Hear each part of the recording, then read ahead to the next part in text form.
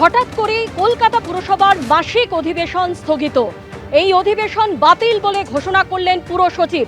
এর আগে আপনারা জানেন যে মেয়র পরিষদের যে বৈঠক, সেই বৈঠক বাতিল বলে ঘোষণা হয় এবং তারপরেই কলকাতা পুরসভার এই মাসিক অধিবেশন স্থগিত বলে ঘোষণা করা হলো। সরাসরি আমাদের প্রতিনিধি অর্ণব মুখোপাধ্যায় আমাদের সঙ্গে রয়েছেন। অর্ণব, এই মাসিক অধিবেশন স্থগিত হবার কারণ ঠিক কি?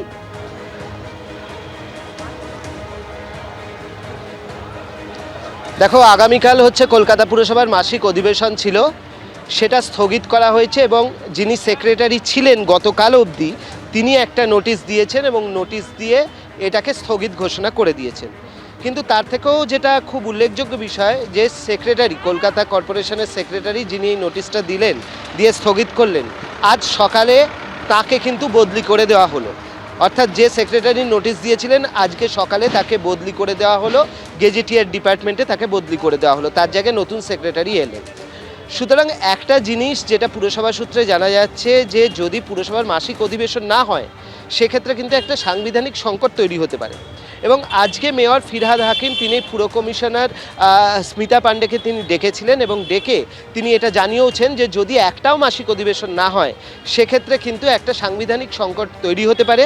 যদিও এ ব্যাপারে পুর কমিশনার কিন্তু নীরব ছিলেন বলেই জানা যাচ্ছে। অন্যদিকে মেয়র পরিষদ বৈশ্বনাথ চট্টোপাধ্যায় তিনি অভিযোগ করেছেন যে বর্তমান সরকার বস্তুত চেষ্টা করছে হচ্ছে কোনো আমলার মাধ্যমে এখানে তাদের যে ডিসেম্বর অবধি মেয়াদ রয়েছে সেই ডিসেম্বর অবধি মেয়াদের আগে তাদেরকে ডিস্টার্ব করার চেষ্টা করা হচ্ছে, এটা হচ্ছে বৈশ্বনাথ চট্টোপাধ্যায় অভিযোগ করছেন। যদিও আগামীকাল আরেকটা গুরুত্বপূর্ণ বিষয় হচ্ছে যে তৃণমূলের যে সমস্ত কাউন্সিলররা রয়েছেন কালকে দুপুর 1:30টার সময় তারা আসবেন, একটা আলোচনায় বসবেন এই উদ্ভূত পরিস্থিতি নিয়ে, সেটা হচ্ছে কলকাতা পুরসভার অভ্যন্তরে। এবং আগামীকালই বিকেলবেলা 4:30টার সময় কালীঘাটে মমতা বন্দ্যোপাধ্যায় একটা বৈঠক ডেকেছেন সমস্ত কাউন্সিলরদের নিয়ে এবং সেই বৈঠকে আমরা জানি যে এই যে মেয়রের সঙ্গে পুর কমিশনারের একটা দ্বৈরথ প্রায় তৈরি হয়েছিল, সেটা কিন্তু সেই তোমার বুলডোজার দিয়ে বাড়ি ভাঙা থেকেই শুরু হয়েছিল। তারপর অভিষেক বন্দ্যোপাধ্যায়ের বিভিন্ন প্রপার্টি, সেগুলোতে নোটিশ পাঠানো, সেই সংক্রান্ত বিষয় হয়েছিল। বিল্ডিং ডিপার্টমেন্ট পাঠিয়েছিল, অ্যাসেসমেন্ট ডিপার্টমেন্ট পাঠিয়েছিল, সেই সমস্ত বিষয় হয়েছিল। এছাড়া হচ্ছে যে মেয়র পরিষদের যে বৈঠক, সেই বৈঠকে পুর কমিশনার থাকবেন না, সেই কারণে বাতিল হয়েছিল। এবং সর্বশেষ সংযোজন যে পুরসভার মাসিক অধিবেশন, সেই মাসিক অধিবেশন মানে স্থগিত করা হলো।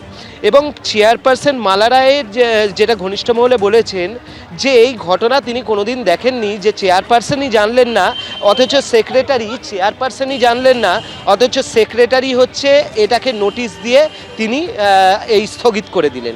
এখন হচ্ছে এই স্থগিত যদি হয় সেক্ষেত্রে একটা সাংবিধানিক সংকট হবে এবং সেক্ষেত্রে অনেক ধরনের সমস্যা তৈরি হবে, এইগুলো কিন্তু সামনে আসছে। এবং সেই কারণে যেমনটা জানা যাচ্ছে আগামীকাল তৃণমূল কংগ্রেসের যারা কাউন্সিলররা রয়েছেন তারা হচ্ছে পুরভবনে একত্রিত হয়ে আলোচনা করবেন এবং বিকেলে মমতা বন্দ্যোপাধ্যায়ের বাড়িতে ফের একটি বৈঠক রয়েছে।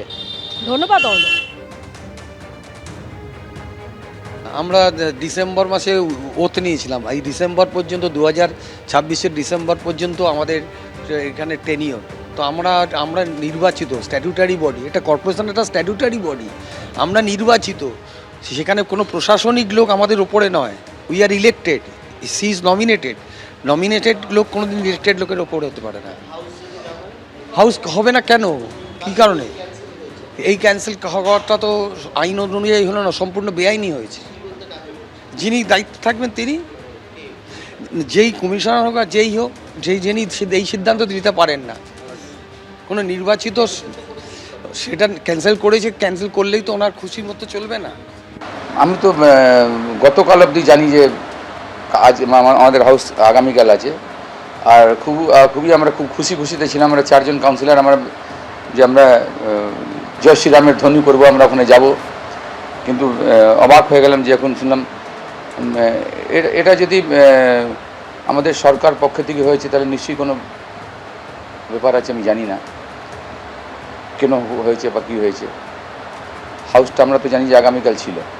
আমার সঙ্গে তো অনেকে কন্ট্যাক্টে আছে কাউন্সিলররা ঝাঁপ দেওয়ার জন্য, অনেকেই আছে আমার সঙ্গে, যে একটু ওই শ্রমিকবাবু যদি হাঁ করে দিন তাহলে আমার মনে হচ্ছে এই 130-35টা যতই আছে তার মধ্যে অর্ধেক চলে আসবে এখানে, খালি হয়ে যাবে।